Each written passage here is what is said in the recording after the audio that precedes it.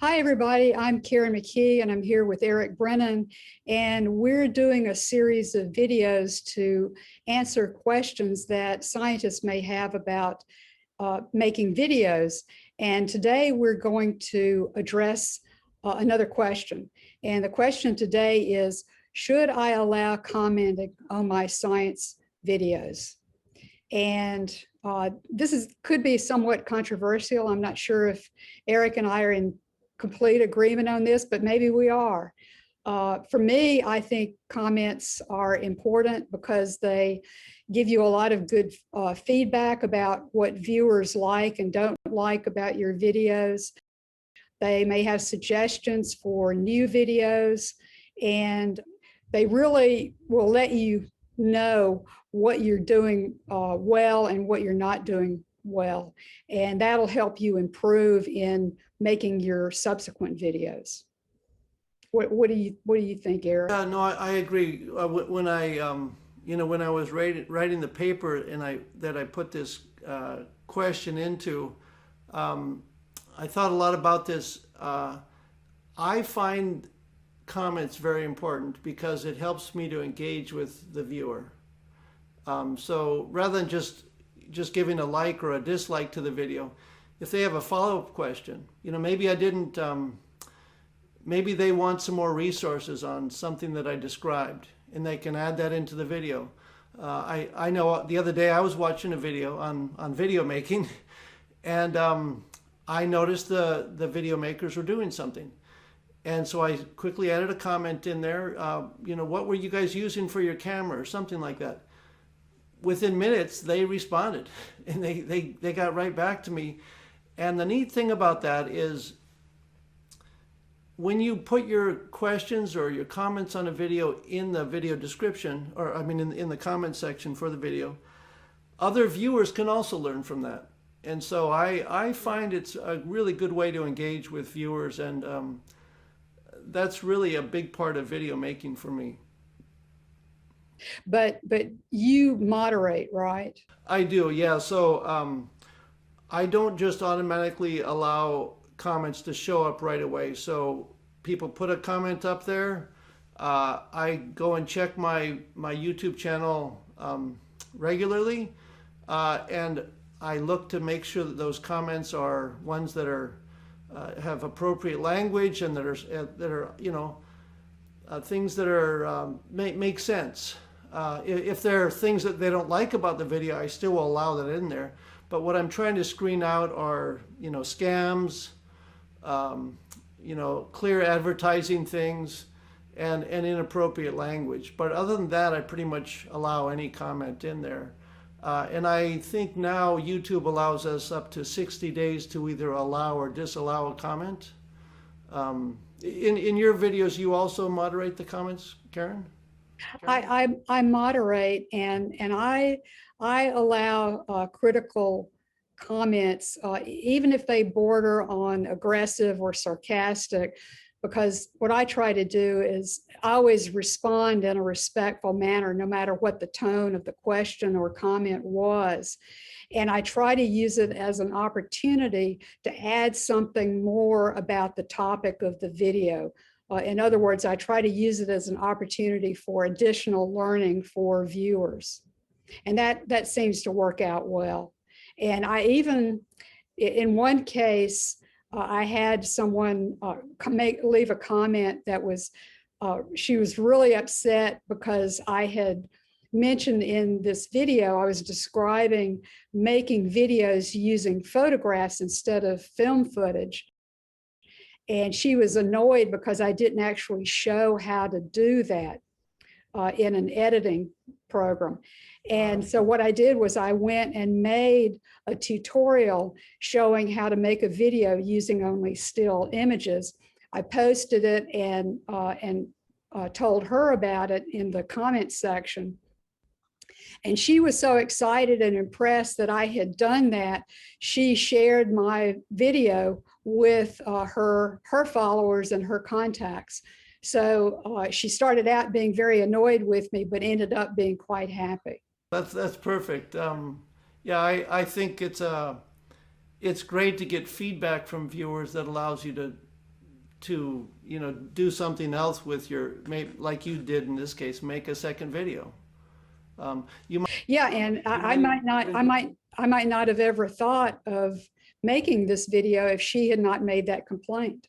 yeah, I know often people will say, if you have any ideas for new videos, stick them in the comments below. You folks who are watching this might have questions or ideas for us. Put it down below there, or do that with other videos that Karen and I have made on our channels. One thing I would add is some people who might be completely put off from making videos when they get negative comments, if they're really sensitive about criticism. And we don't like really negative criticism because it makes us feel bad. But some people are so sensitive that they're just going to stop making videos if they get a lot of nasty comments like your hair looks terrible, or I can't stand your accent, or something of that nature, some personal attack. They may be better off just turning off their commenting altogether so that they don't even see those comments. And also YouTube has an option if you get comments, really personal attacks from somebody repeatedly, you can block them from ever commenting on your channel again, and you could report them to YouTube. That's good. Yeah, we want it to stay civil, and yeah, no, I agree completely with that. So another thing that I was thinking about, Karen, is it's important for us as scientists to be open to criticism and constructive criticism when we're writing our papers anyway. And that I think the same would occur, or the same ideas would hold for the comments on our videos, especially if we're writing about things like, that they may be somewhat challenging to deal with. Maybe there's, it's regarding climate change, or genetic modification of crops, or vaccines, or things like this. Those can be opportunities to hopefully engage with people and provide useful information from a scientific standpoint that maybe will broaden their perspectives on things. Yes, exactly. And I think, constructive criticism can really, and even by people who are not specialists in your field, they really show, if they don't understand something, it's more than likely because you didn't explain it very well.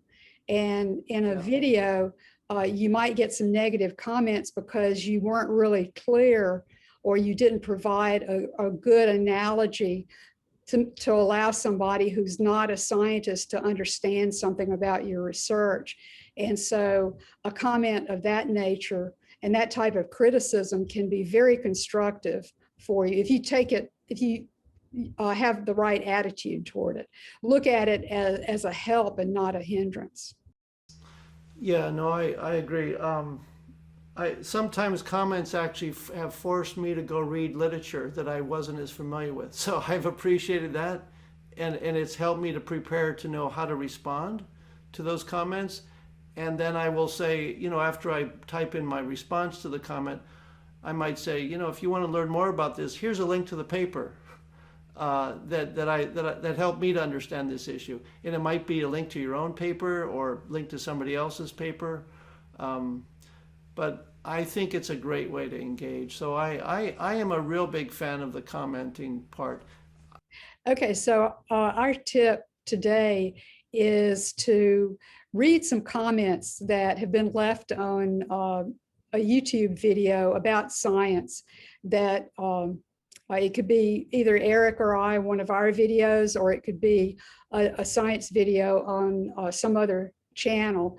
And to read those comments and perhaps even leave your own comment trying to be providing some constructive criticism, or ask a question, or or otherwise a new insight that you might have about whatever their research is about, and to get you familiar with what kinds of comments you might get once you post your videos on YouTube. That's the whole point of this kind of exercise, because when I started out, I had I didn't even think about getting comments. I didn't think about making that decision of whether to allow commenting or not.